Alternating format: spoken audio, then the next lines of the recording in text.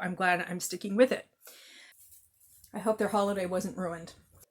I always think of this as my disco necklace.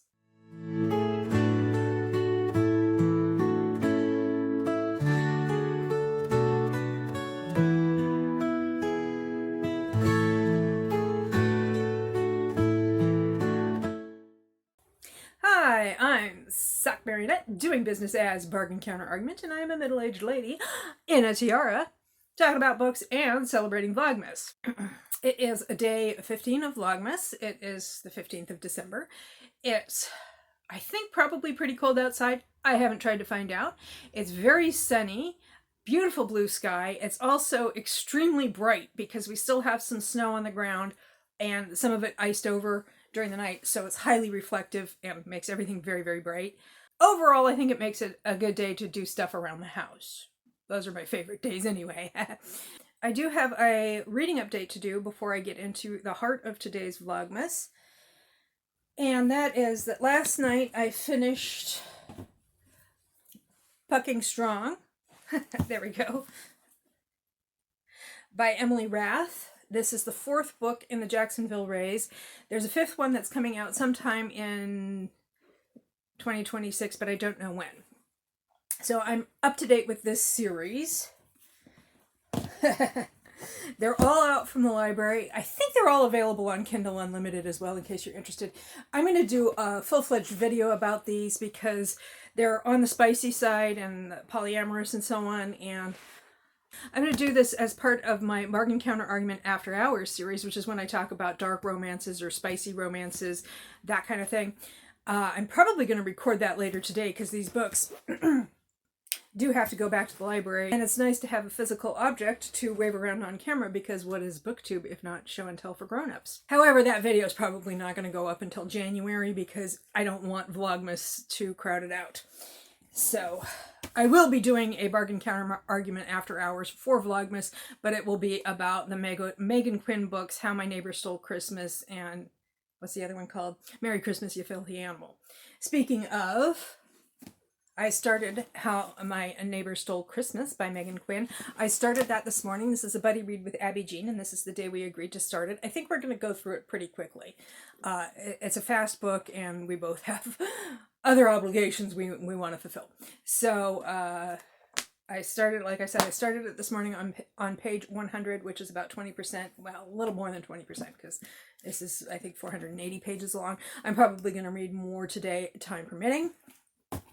And I also started, just to make sure that it wasn't a DNF, because this is another book that's due soon at the library, Love Arranged by Lauren Asher, which is book 3 of the Lakefront Billionaires series, and I read the first 10% or so. No, actually not even that. I'm on page 20 of, I think, over 500. And so far, I'm enjoying it, and it looks like it'll be pretty fast-paced, so I'm going to stick with that and hopefully get it finished by tomorrow. So that's the reading updates. Oh, and I'm up to date on 25 Days Till Christmas and Heart for Christmas by Sophie Jomain, which is really starting to heat up. I'm not in a spicy sense. I just mean like the story is starting to get going, and I'm more and more into it than I was. So I'm glad I'm sticking with it. However, that's not what today's Vlogmas is about. Today's Vlogmas is about this tree. I have some footage that I took earlier of this tree and the ornaments I want to put on it. This is the gold tree. It's usually the food tree.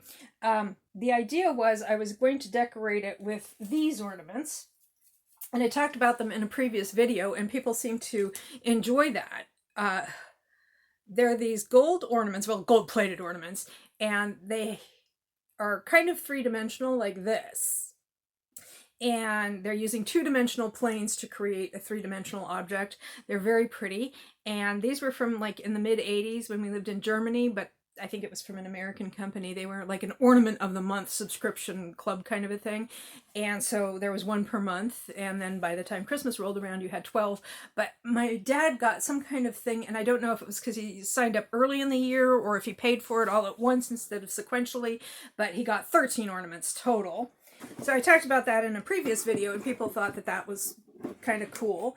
So I decided I would talk about this tree and some of the ornaments I'm going to put on it a little bit more, because some of them do carry memories with them. Just FYI, these ornaments came in this box. There's paper towels and tissue in there because we wrap them a little bit to help preserve them. Let's see if it tells us. Is this Franklin mint? Oh, it's the Danbury mint. Oh, this was long before we ever thought of living in Connecticut.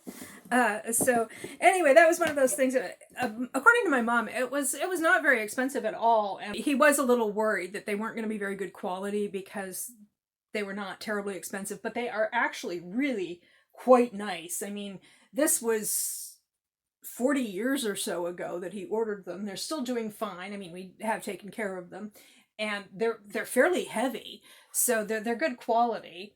They're not quite enough to completely cover the tree, so I'm going to add some more stuff. Some of the things I'm going to add is going to be more gold and some green and white. Like I have a few sprigs of this kind of thing. It's sort of faux fur, FIR, I guess, with some snow on it. So there's already one on the tree over here, which you can't see. I better move this a little bit so you have a better look. So, yeah, so you can see it's right here. So I'm going to put this one over here. This is something I found on the floor in the lobby of a Marshall's. I think it must have fallen off somebody's decoration or something, and I looked around and there was nobody there, so I appropriated it. I hope their holiday wasn't ruined. And then I have some little bits of mistletoe. This is faux mistletoe from the Dollar Tree. This is also faux mistletoe from the Dollar Tree. Some of this might be from Dollar General. I'm not entirely sure. This can actually hang. It's got a hang.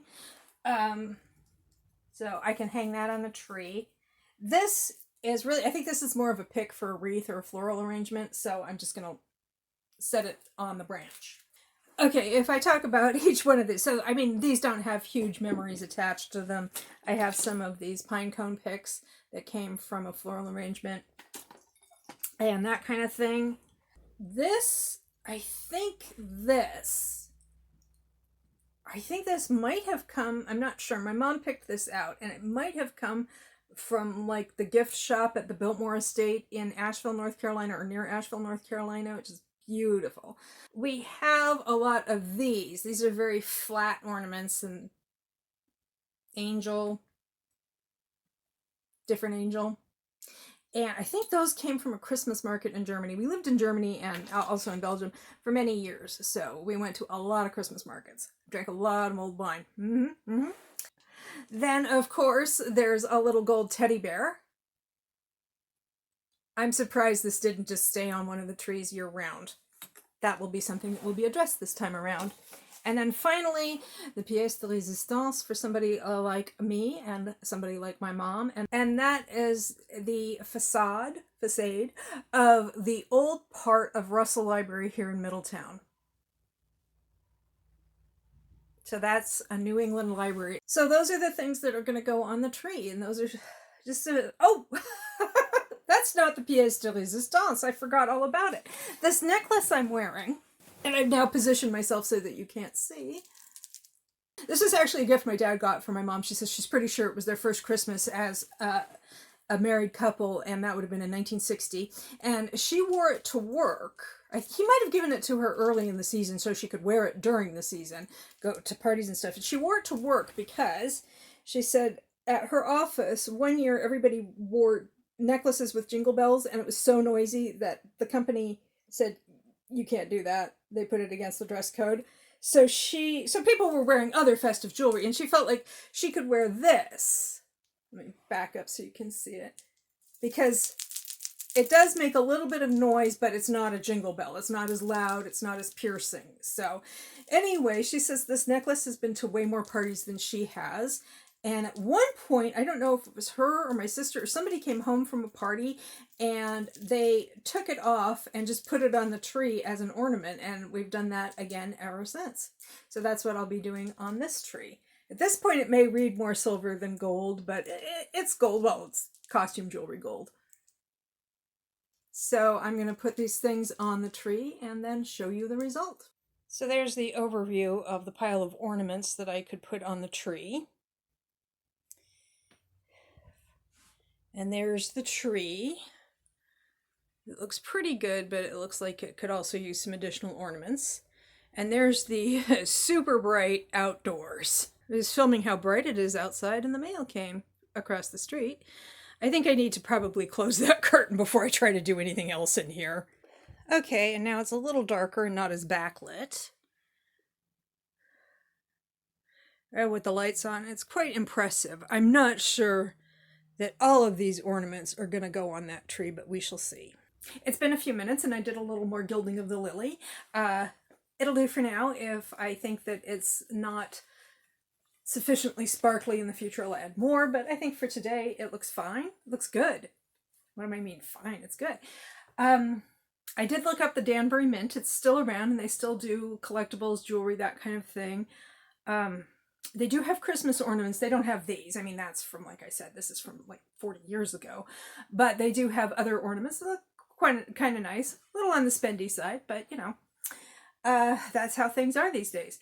So yeah. Oh, the earworm of the day. I almost forgot. This is what was playing in my head when I woke up, and it was Holiday by Madonna, which is not so much about Christmas as it is about a general strike, I think. Is that the message of that song? Let's go with it. It's about a general strike.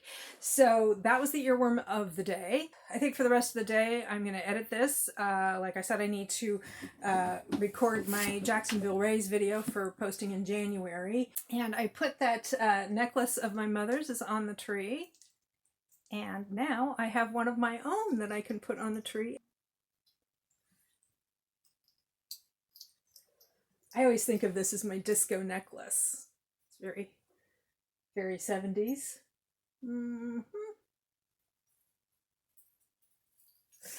And I thank you for your attention.